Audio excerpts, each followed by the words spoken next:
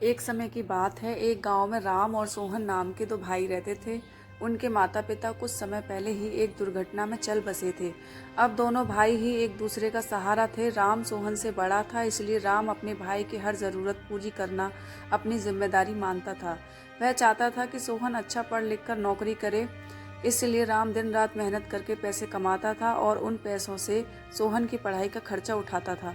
राम एक कारखाने में काम करता था। कारखाने का काम खत्म करके वह चाय की दुकान खोलता था ताकि कुछ और पैसे कमा सके, जिससे सोहन की फीस और उसकी ज़रूरतें अच्छे से पूरी कर सके। राम सुबह जल्दी कारखाने जाता था, इसीलिए वह जल्दी उठकर घर का सारा काम करता था और दोनों के लिए खाना बनाकर रख देता था ताकि सोहन को पढ़ने में कोई दिक्कत ना आए। इस तरह दिन बीतते गए और सोहन की स्कूल की पढ़ाई पूरी हुई। अब उसने राम के सामने कॉलेज जाने की इच्छा जताई। राम के लिए कॉलेज की फीस भरना थोड़ा मुश्किल था, लेकिन फिर भी वह सोहन की बात मान लेता था ताकि उसकी पढ़ाई ना रुके। अब राम को और ज़्यादा काम करना पड़ता था। राम रात को 12 बजे तक कारखाने और चाय की दुकान वाला काम खत्म करके घर आता था और सुबह जल्दी 5 बजे निकल जाता था। इस तरह समय गुजरा और सोहन ने अपनी कॉलेज की पढ़ाई जारी रखी। वह कॉलेज में अच्छे से पढ़ने लगा। इधर राम दिन रात खून पसीना एक करके पैसे कमाता था। राम की नींद पूरी नहीं होने की वजह से कुछ बीमार सा रहने लगा। फिर भी वह हर हाल में काम करता रहा। उसके मन में एक ही उम्मीद थी कि सोहन पढ़कर बड़ा आदमी बनेगा तो सब ठीक हो जाएगा और उसे इतना ज़्यादा काम भी नहीं करना पड़ेगा। इस तरह से 3 साल बीत गए। आज सोहन के कॉलेज की पढ़ाई पूरी हुई और आज उसके कॉलेज का परिणाम आने वाला था। राम बहुत खुश था कि सोहन बहुत अच्छे अंकों से पास होगा। राम उस शाम को मिठाई लेकर जल्दी घर पहुंच गया और घर जाकर सोहन का इंतजार करने लगा। उसने सोचा कि आज सोहन के आते ही वह उसे मिठाई खिलाएगा। राम अपने भाई का इंतजार करने बैठ जाता है। काफी समय बीत जाने पर भी सोहन का कुछ पता नहीं था। मोहन बार बार दरवाजे पर जाकर देखता रहा। इस तरह रात के 11 बज चुके थे।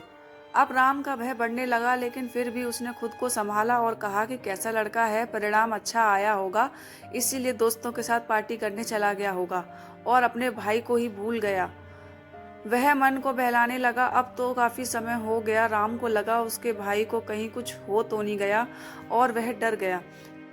कुछ देर बाद कोई दरवाजे पर आया। अब राम ने राहत की सांस ली और कहा, चलो ये लड़का आ गया। उसने दरवाजा खोला और देखा कि कुछ पुलिस वाले आए हैं। राम डर के मारे कांपने लगा और पूछा कि आप लोग क्यों आए हो? मेरा भाई कहाँ है? वो ठीक तो है ना? इतने में एक पुलिस वाले के पीछे से सोहन निकला और राम के पैरों में पड़ गया। राम ने उसे उठाकर गले से लगा लिया और कहा, भगवान का शुक्रिया कि तू ठीक है, मैं तो बहुत डर गया था। इतने में एक पुलिस वाला कहता है कि राम जी, आप बहुत भाग्यशाली हैं कि आपके पास सोहन जैसा भाई है। सोहन ने आज वो कर दिखाया है जो हर कोई नहीं कर पाता है। इसने अपनी कॉलेज की पढ़ाई के साथ पुलिस की भर्ती की भी तैयारी की थी। आज उसके परिणाम भी आए हैं। सोहन ने दोनों परीक्षाओं में बहुत अच्छे अंक प्राप्त किए हैं।